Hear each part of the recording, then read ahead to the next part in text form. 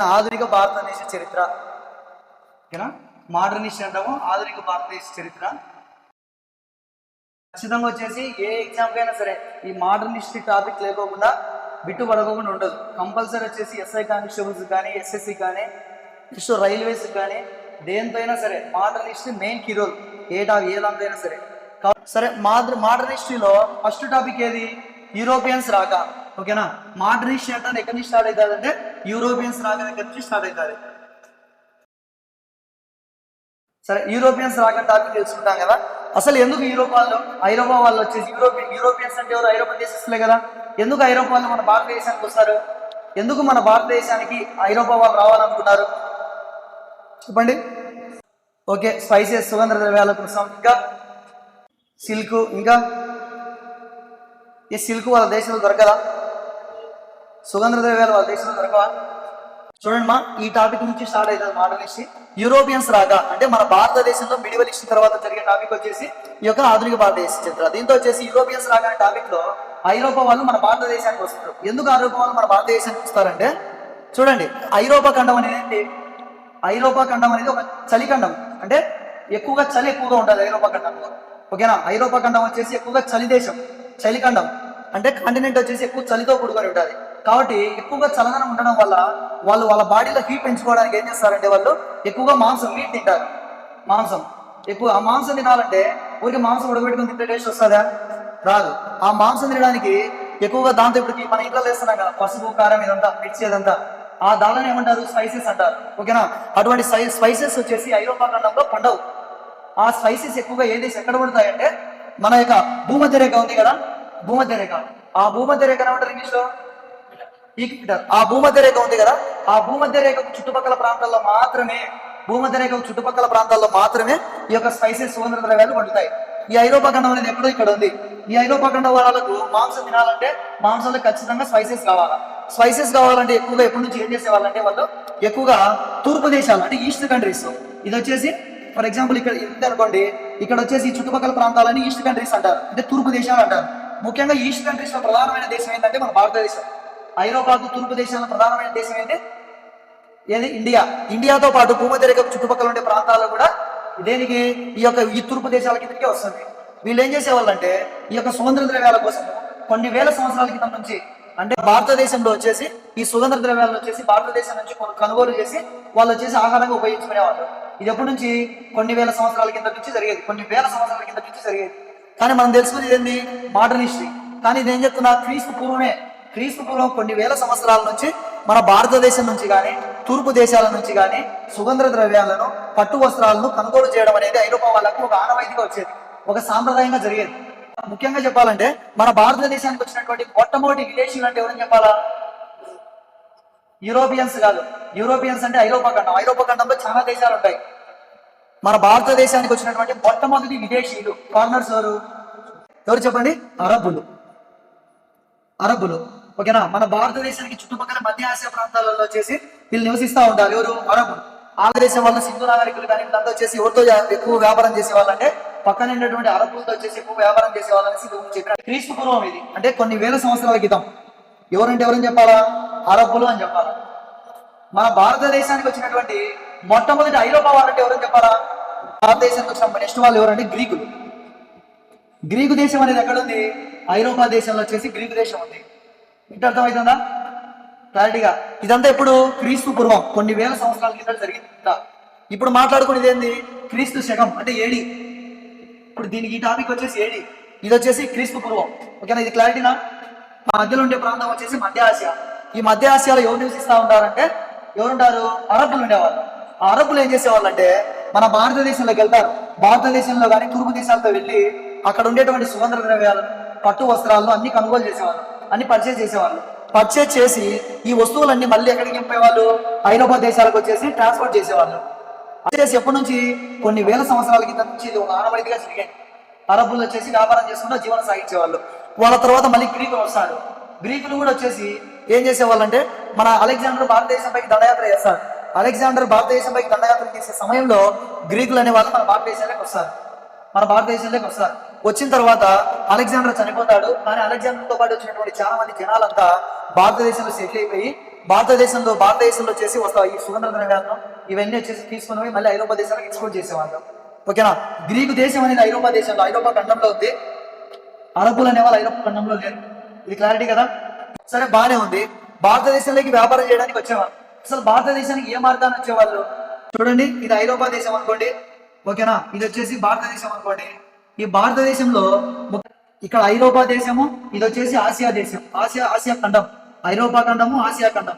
ఈ రెండింటి మధ్యలో వచ్చేసి మధ్య ఆసియా అనేటువంటి ఉంటుంది. ఈ మధ్య ఆసియా నుంచి భారతదేశానికి ఎట్లా వచ్చేవాళ్ళంటే, భారతదేశం రావడానికి ఒకే ఒక మార్గం ఉండేది. ఏ మార్గం ఉండేది? ఖైబర్ బోలాన్ కనుమ. ఖైబర్ బోలాన్ అనేటువంటి రెండు కనుమల ద్వారా, కనుమలు అంటే ఏం లేదు, రెండు ఇరుకైనటువంటి రెండు పెద్ద కొండల మధ్యలో ఉండేటువంటి దారే కనుమ అంటాం, ఘాట్ అంటాం.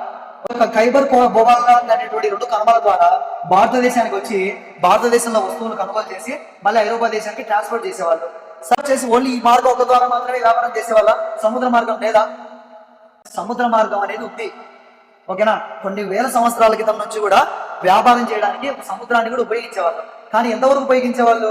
మహా అయితే తక్కువ ప్రదేశం వరకు, అంటే కొన్ని కిలోమీటర్ల వరకు మాత్రమే సముద్రాన్ని ఉపయోగించేవాళ్ళు. వేల కిలోమీటర్ల దూరం ఉపయోగించేవాళ్ళు కాదు. మహా అయితే నుంచి జమలవాడు ఉంది, ఇది ఒక సముద్రం అనుకోండి. ఇది నుంచి జమలవాడు వరకు మాత్రమే సముద్రం ఉపయోగిస్తారు, అంటే పడవను ఉపయోగిస్తారు. ఇది నుంచి హైదరాబాద్ ఉపయోగించాలంటే ఉపయోగించారు. ఎందుకు? అంత దూరం వచ్చేసి డిస్టెన్స్ అప్పట్లో లేదు.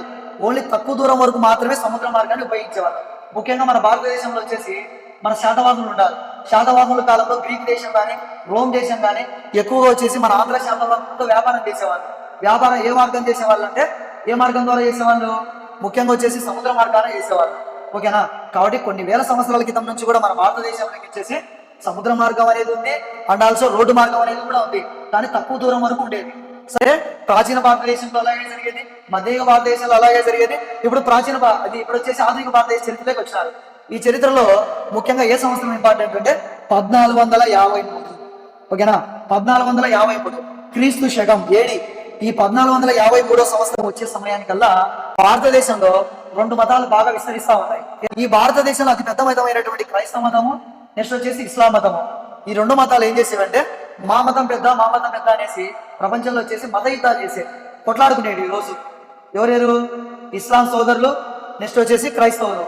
వీళ్ళిద్దరు వచ్చేసి మత వ్యాప్తిలో భాగంగా, మతాన్ని విస్తరించే క్రమంలో భాగంగా 3 అతిపెద్ద యుద్ధాలు జరిగాయి. ఆ 3 అతిపెద్ద యుద్ధాలు ఏమని పెడితే పిలుస్తారు? ప్రపంచం గురించి చెప్తున్నా, మన భారతదేశంలోకి ఇంకా ఎంటర్ కాలే. ఆధునిక భారతదేశ చరిత్రకు జరగక ముందు, ఆధునిక భారతదేశంలోకి యూరోపియన్స్ ఎందుకు వచ్చినారని దానికి తెలుసుకునే దానికంటే ముందు ఇదంతా జరుగుతూ ఉంది.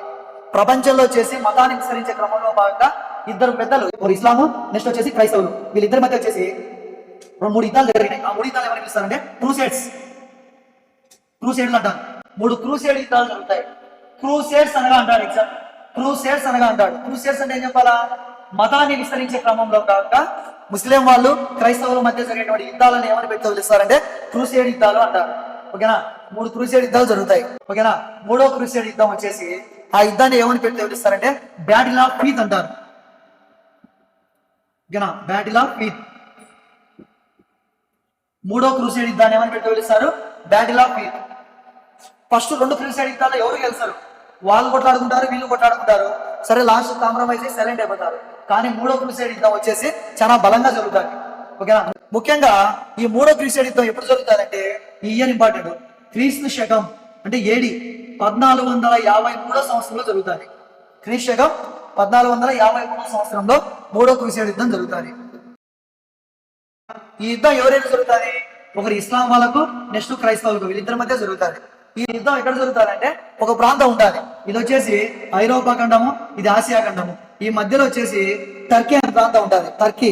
ఈ టర్కీలో కాన్స్టాంటినోపుల్ ఎక్కడ ఉంది? ఇది టర్కీలో ఉంది, కాన్స్టాంటినోపుల్ అనే ప్రాంతం, ఓకేనా.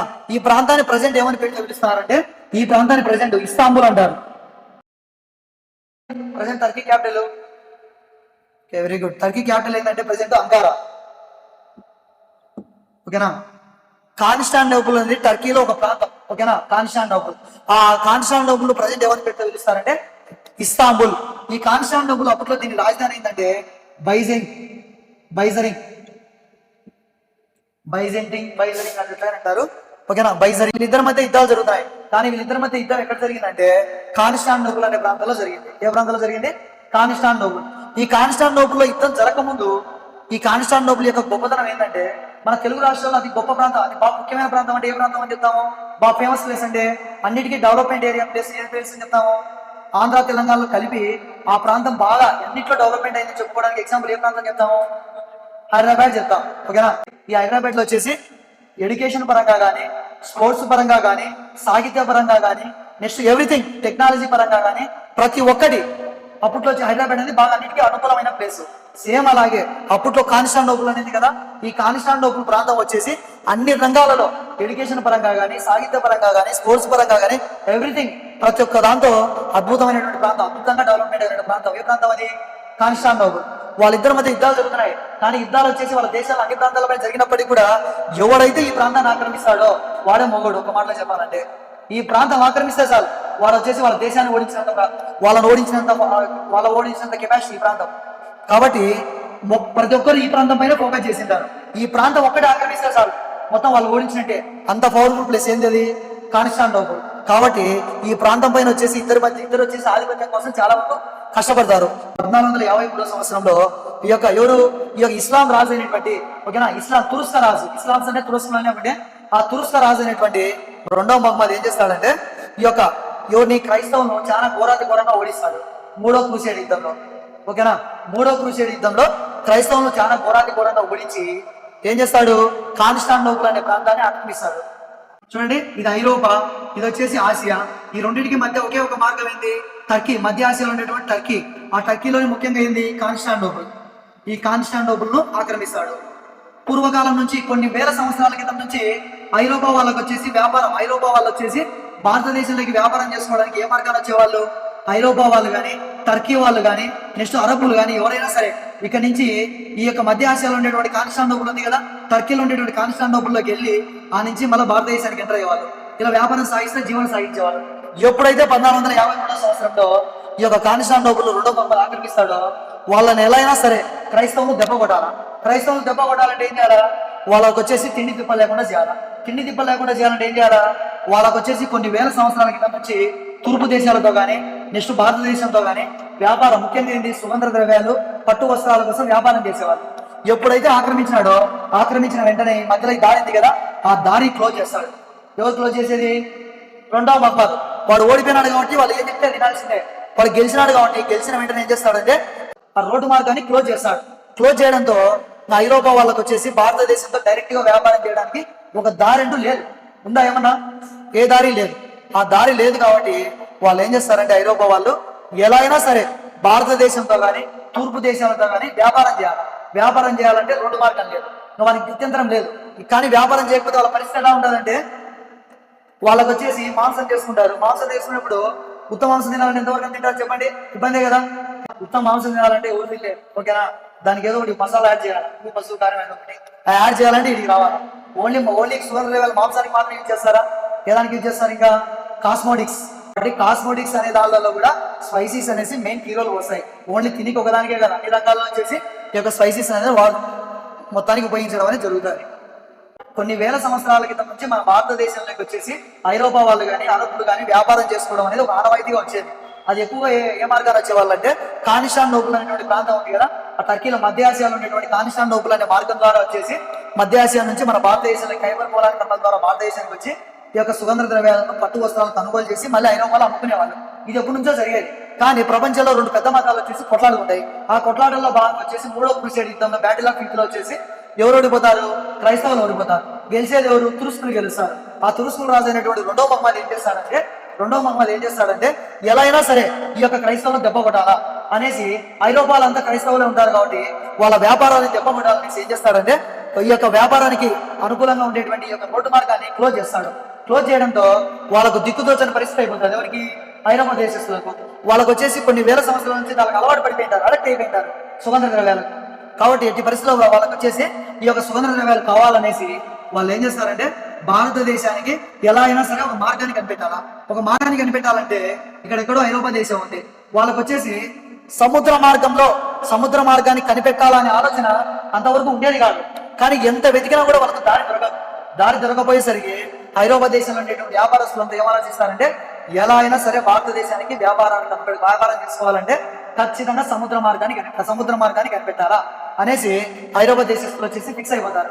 కానీ ఐరోపా దేశం నుంచి భారతదేశానికి సముద్ర మార్గం కనిపెట్టడం అనేది అప్పట్లో చాలా వింతతో కూడుకున్నది. అసలు అది ఇమాజినేషన్ చేయడం కూడా చాలా కష్టంతో కూడుకున్నది.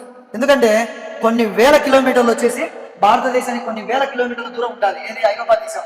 అందరూ కూర్చుంటారు, సూపర్ మీటింగ్ పెడతారు, సరే సముద్ర మార్గం కనిపెడతాము అనుకుంటారు, కానీ ఎవడే కానీ కనిపెట్టాడు. ఎప్పుడు 1453 సంవత్సరంలో మొత్తం వచ్చేసి ఐరోపా వారికి భారతదేశానికి తూర్పు దేశాలకు మధ్య తెగదంపులు జరిగిపోతాయి కదా. ఆ తెగదంపులు జరిగిపోయిన తర్వాత భారతదేశానికి ఎప్పుడైతే సముద్ర మార్గం కనిపెట్టుకునే ఆలోచన వస్తుందో ఆ రోజున ఏమని పిలుస్తారంటే, ఆ రోజు నుంచే ఆధునిక భారతదేశ చరిత్ర అనేది ప్రారంభమవుతుంది. భారతదేశ చరిత్రలో గానీ ప్రపంచంలో గానీ మోడర్న్ హిస్టరీ అనేది ఏ రోజు నుంచి ప్రారంభమవుతుంది అంటే 1453 సంవత్సరం నుంచి స్టార్ట్ అవుతుంది. ఏడి ఇంపార్టెంట్ అమ్మా. ఎందుకు ఈ ఇయర్ నుంచే ప్రారంభమవుతుంది? ఈ ఇయర్ తర్వాత నుంచే భారతదేశానికి సముద్ర మార్గం కనిపెట్టాలనే ఆలోచన వచ్చేసి ఈ యొక్క ఐరోపా దేశస్తులు కలుగుతాయి. అందుకే ఈ ఇయర్ నుంచే ఆధునిక భారతదేశ చరిత్ర అనేది ప్రారంభం కావడం అనేది జరుగుతుంది. ఇందులోనే ఒక దేశం ఉంటుంది. ఏ దేశం అంటే ఈ దీనిలో ఉండేటువంటి దేశం యొక్క చిన్న దేశం ఏదంటే అది పోర్చుగీస్ దేశం. ఈ పోర్చుగీస్ దేశం అనేది సముద్ర మార్గం కనిపెట్టడానికి ముందడుగేస్తారు. ఓకేనా. ఈ పోర్చుగీస్ దేశానికి రాజు ఎవరంటే అప్పట్లో హెన్రీ. ఓకేనా, హెన్రీ ఇంపార్టెంట్ మా. హెన్రీ వానికి చిన్నప్పటి నుంచి ఒక పిచ్చి ఉంటారు. ఎవరికి? హెన్రీ. వానికి రోడ్డు మీద నడిచేదానికంటే సముద్రం నడచడం బాగా ఇష్టం. ఎవరికి? హెన్రీ. వాడికి సముద్రంలో ఈత కొట్టడం అనే ఇష్టం, సముద్రంలో నాటకాలు ఆడాలి, డ్యాన్స్ చేయాలని ఇష్టం. మొత్తానికి వచ్చేసి సముద్రం అంటే బాగా పిచ్చి. ఎవరికి? హెన్రీ. హెన్రీ ఏం చేస్తాడంటే ఆ రాజ్యంలో ఒక మీటింగ్ ఏర్పాటు చేస్తాడు. ఓకేనా, మీటింగ్ ఏర్పాటు చేసి ఒక మాట చెప్తాడు, నాకు నీళ్ళలో కూడా అంటే చాలా ఇష్టం అండ్ ఆల్సో భారతదేశానికి సముద్ర మార్గం కనిపెట్టాలని అందరూ అనుకుంటా ఉంటారు. సరే అందరూ అనుకుంటారు, కానీ ఎవరు ఉంటాడు ఏంటి? నేను ఒకటి ఆలోచించుకుంటా. ఏం ఆలోచించుకుంటా అంటే మన రాజ్యం నుంచే, మన దేశం నుంచే ఫస్ట్ సారి వచ్చేసి సముద్ర మార్గం కనిపెట్టడానికి ప్రయత్నం చేద్దాం. మనతో అందరం కలిసి వచ్చేసి నీళ్ళలోకి వెళ్ళి భారతదేశం వారికి సముద్ర మార్గం కనిపెడతాం అనేసి ఓ మాట అంటాడు. ఎవరనేది? హెన్రీ అంటాడు. హెన్రీ ఆ మాట అంటేనే అక్కడ ఉండేటువంటి సిపాయిలు ఉన్నారు కదా, వాళ్ళందరూ ఒకటే మాట చెప్తారు, నీకేమో పిచ్చి పడిందా, నీళ్ళలో పోయి భారతదేశాన్ని కనిపెట్టడం అనేది, సముద్ర మార్గం కనిపెట్టడం అనేది అంత ఈజీనా? నువ్వు పోతా అంటే పోయి సాగుకో, నాకు సంబంధాలే అంటారు. రాజ్యంలో ఉండేటువంటి సిపాయిలు అంతా అంటారు, పోతే మీరు పోయి సాగుకో, నాకు సంబంధాలే, నేను బతుకుంటే బచాలని అనుకుంటాను, కానీ నీ మాదిరి వచ్చేసి నీళ్ళలో పోయి సాగు అని ఒకటే మాట తెగి చెప్తారు. ఎవరు చెప్పేది? ఆ రాజ్యంలో ఉండేటువంటి సిపాయిలు, అక్కడ ఉండేటువంటి మంత్రులు అందరూ చెప్తారు. వాడు మొత్తానికి బాధపడి ఏం చేస్తాడు? రాత్రి తిరగకుండా ఓ 3 అంచుల మంది ఏం చేస్తాడంటే రాత్రి ఓ పడవ తీసుకోమంటాడు. ఓ పడవ తీసుకోమంటాడు. ఎలా అయినా సరే వాళ్ళు కనిపెట్టకపోతే ఏముంది, నేను కనిపెట్టి చూపిస్తా అనేసి వాడు ఏం చేస్తాడు తెలిసిన, ఇంతవరకు ఎవడే కానీ చేయలేనటువంటి గొప్ప పని చేస్తాడు. ఎవరు? హెన్రీ. ఇది ఐరోపా ఖండము. ఓకేనా, ఇది ఐరోపా ఖండము. ఈ కిందనే ఉంటుంది ఆఫ్రికా ఖండం ఉంటుంది. ఈ ఐరోపా ఖండానికి ఇక్కడ పోతాడు. ఐరోపా ఖండానికి తెచ్చి ఇక్కడికి పోయి ఐరోపా ఖండానికి ఆఫ్రికా ఖండానికి మధ్య ఒక జలసంధి ఉంటుంది. ఓకేనా, జలసంధి అంటే ఏంటి? చిన్న ఇంట వాటర్ పోయింది అంటే వాటిని కాలువలు అంటారు, కెనాల్స్ అంటారు. కానీ పెద్ద ఇంటాయి అనుకోండి, వాటిని జలసంధులు అంటారు. ఓకేనా. ఇప్పుడు ఐరోపా దేశానికి ఆఫ్రికా దేశానికి మధ్య ఒక జలసంధి ఉంటుంది. ఆ జలసంధి ఏంటంటే ఎన్ని వాటర్ జలసంధి ఉంటుంది. దాని పేరు ఏం పేరంటే జిబ్రాల్టర్ జలసంధి. ఓకేనా, జిబ్రాల్టర్ జలసంధి. ఓకేనా, ఐరోపా ఖండానికి ఆఫ్రికా ఖండానికి మధ్య ఉండేటువంటి జలసంధి ఏంటంటే జిబ్రాల్టర్ జలసంధి. వాడు ఏం చేస్తాడు, మొత్తానికి వచ్చేసి ఎట్లయినా సరే మొత్తం లోపలంతా బాధ పెట్టుకొని ఎలా అయినా సరే నా గురించి సిగ్గుచ్చేలా చేయాలని అనేసి వీడు ఏం చేస్తాడంటే ఇక్కడ నుంచి పోర్చుగీస్ దేశం నుంచి ఇక్కడ నుంచి ఒకటే పడవ తీసుకొని ఆ జిబ్రాల్టర్ జలసంధి దాటుకొని వచ్చి ఈ యొక్క జిబ్రాల్టర్ పెట్టుకొని వచ్చి ఆఫ్రికా ఖండంలో ఉత్తరాఫ్రికా ఉంది కదా, ఇదంతా ఉత్తరాఫ్రికా అంటారు, దక్షిణాఫ్రికా అంటారు. ఈ ఉత్తరాఫ్రికాలో ఒక దేశం ఉంటుంది, ఏదంటే మొరాకో. ఆ మొరాకో దేశం వరకు పడవ వేసుకొని వస్తాడు. పడవ వేసుకొని వచ్చి మొరాకో దేశం వరకు వచ్చి మళ్ళీ ఏం చేస్తాడు, తిరిగి రిటర్న్ పోయి మళ్ళీ వాళ్ళ దేశానికి పోతాడు. ఎవరు పోయేది? హెన్రీ. ఒకటే మాట్లాడు కదా, ఒకటే చెప్పచ్చు. జిబ్రాల్టర్ జలసంధి దాటిన మొట్టమొదటి వ్యక్తి ఎవరు అంటాడు? ఎవరని చెప్పాలా? హెన్రీ చెప్పాలా. వెళ్ళిపోయిన తర్వాత మళ్ళీ అందరూ మీటింగ్ ఏర్పడి అప్పటికి అందరికి తెలిసిపోతుంది రాజ్యంలో మన రాజు వచ్చేసి మనం అందరం ఏదో అన్నామని ఫీల్ అయిపోయి రాజు ఒకటే తాగి మొత్తం నీళ్ళలో పోయినాడంట, పోయి మళ్ళీ ఏదో చేసి మళ్ళీ రిటర్న్ వచ్చినాడు అనేసి మొత్తం రాజ్యం అంతా వ్యాపింపజేస్తాడు. రాజ్యం అంతా తెలిసిపోతుంది. తెలిసిపోయిన తర్వాత ఒకసారిగా ప్రజలు వచ్చేసి అప్పుడు స్టార్టింగ్ లో ఉన్న విధంగా కాకుండా ఇప్పుడు కొద్దిగా చేంజ్ అవుతారు. ఎందుకు? వాడు అనుకుంటే కోటీశ్వరుడు, చాలా అటువంటి కోటీశ్వరుడే వాడు వచ్చేసి సముద్ర మార్గంలో వెళ్ళి ఒకడే పోయి ఆఫ్రికా దేశానికి పోయి మళ్ళీ రిటర్న్ వచ్చాడు. కాబట్టి రాజే పోయి వచ్చినాడంటే మనం పోలేమా అనేసి ఒకసారిగా వాళ్ళ ప్రజల్లో ఆలోచన కలుగుతారు. వాళ్ళలో ఆలోచన కలిగేలా చేసిన వ్యక్తి ఎవరు? హెన్రీ. ఇంతవరకు ఏ వ్యక్తి చేయనటువంటి సాహసం చేసి చూపించాడు. వాళ్ళందరినీ మోటివేట్ చేస్తాడు. ఒకసారి ప్రయత్నం చేద్దాము, ఖచ్చితంగా సముద్ర మార్గం కనిపెట్టచ్చు అనేసి. ఇప్పుడు వీడు ఏం చెప్తే అది వింటారు ప్రజలు. ఎందుకు? వాడు ఒక మంచి పని చేసి ఇచ్చినాడు కాబట్టి. మనం కరెక్ట్ గా ఉంటే మనం చెప్పిన మాట వింటారు, మనం కరెక్ట్ గా లేకుంటే ఓకేనా ఎవరు ఏం మాట వినరు. ఓకేనా, ఈ హెన్రీ అనేవాడు వచ్చేసి తర్వాత బాగా మోటివేట్ చేసి కొన్ని శిక్షణా కేంద్రాలను ఏర్పాటు చేస్తాడు. నావిగేషన్ ట్రైనింగ్ సిస్టమ్స్ ఏర్పాటు చేస్తాడు. ఇక్కడ పోర్చుగీస్ దేశంలో ఏర్పాటు చేస్తాడు. కొన్ని ట్రైనింగ్ సెంటర్ ఏర్పాటు చేస్తాడు. ఏదానికి ట్రైనింగ్ సెంటర్ ఏర్పాటు చేస్తాడు? సముద్ర మార్గాన్ని, భారతదేశానికి సముద్ర మార్గం కనిపెట్టడానికి ఈ యొక్క పోర్చుగీస్ దేశంలో, అంతేకాకుండా ఐరోపా దేశంలో కూడా కొన్ని నావిగేషన్ శిక్షణా కేంద్రాలను ఏర్పాటు చేస్తాడు. ఏర్పాటు చేసి వాళ్ళకి శిక్షణ ఇచ్చేది ఎవరు? మత్స్యకారులు ఉంటారు కదా, వాళ్ళతో కానీ కొద్దిగా సముద్రం పైన బాగా గ్రిప్పుండే వ్యక్తులతో కానీ శిక్షణ ఇప్పిస్తాడు. అలా శిక్షణ ఇప్పించి సముద్ర మార్గం వెళ్ళడానికి, సముద్ర మార్గం కనిపెట్టడానికి మొట్టమొదటిసారిగా కృషి చేసిన వ్యక్తి ఎవరంటే హెన్రీ. కాబట్టి హెన్రీకి ఒక ఏం పెడితే henry the navigator.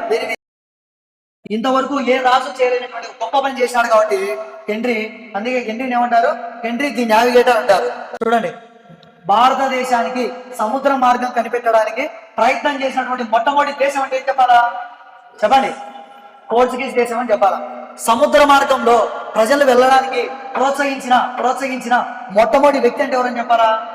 Henry. Henry భారతదేశానికి సముద్ర మార్గం కనిపెట్టడానికి ప్రయత్నించలే, ప్రజల ముందు సముద్రంలో వెళ్ళడానికి ప్రోత్సహిస్తాడు. ఈ ప్రోత్సాహంలో భాగంగా ఏం చేస్తాడంటే, వీని కాలం అయిపోతుంది, కొద్ది రోజుల తర్వాత వచ్చేసి వీడు చనిపోతాడు, ముసలుడు అయిపోయి. తర్వాత ఏం జరుగుతుందంటే, ఈ నావిగేషన్ ట్రైనింగ్ సెంటర్ లో శిక్షణ పొందినటువంటి ఒక వ్యక్తి ఉంటాడు. ఎవరంటే ఆయన రాజు. ఈ భారతిలో ఇతను ఉంటాడు కదా, ఎవరు? ఈ రాజు పేరు హెన్రీ. హెన్రీ తర్వాత ఎవరు రాజు అవుతారంటే తర్వాత కాలంలో రెండవ జాన్. ఓకేనా, ఈ రెండవ జాన్ అనే వ్యక్తి రాజు అవుతాడు. ఈ రెండవ జాన్ అనే రాజు ఉంటాడు. ఈ రాజు కాలంలోనే ఒక వ్యక్తి ఉంటాడు. ఎవరంటే ఆయన వెరీ వెరీ ఇంపార్టెంట్. మా ఈ పేరు 1485వ సంవత్సరంలో బార్తిలోమియా డయాస్. హెన్రీ ఏర్పాటు చేసినటువంటి నావిగేషన్ ట్రైనింగ్ సెంటర్స్ లో శిక్షణ పొందినటువంటి ఒక వ్యక్తి ఎవరంటే బార్తిలోమియా డయాస్.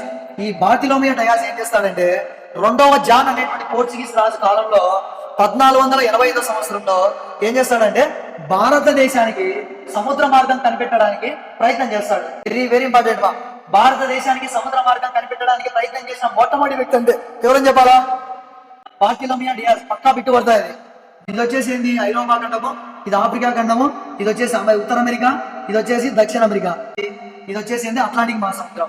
ఓకేనా, ఈ యొక్క బార్తిలోమియా డయాస్ అనే వాడు 1485వ సంవత్సరంలో పోర్చుగీస్ దేశం నుంచి ఈ యొక్క పోర్చుగీస్ దేశం నుంచి ఏం చేస్తాడంటే, భారతదేశానికి సముద్ర మార్గాన బయలుదేరుతాడు. ఎలా బయలుదేరుతాడంటే, ఇక్కడ నుంచి అట్లాంటిక్ మహాసముద్రంలోకి వెళ్తాడు. ఓకేనా, అక్కడ నుంచి అట్లాంటిక్ మహాసముద్రంలోకి వెళ్తాడు. అట్లాంటిక్ మహాసముద్రం నుంచి ఇట్లా మొత్తం అట్లాంటిక్ మహాసముద్రం నుంచి ఇట్లా పోతాడు. పోయిన తర్వాత ఎక్కడికి పోతాడంటే, ఈ యొక్క ప్రాంతం ఏంటిది? దక్షిణాఫ్రికా ప్రాంతం వరకు పోతాడు.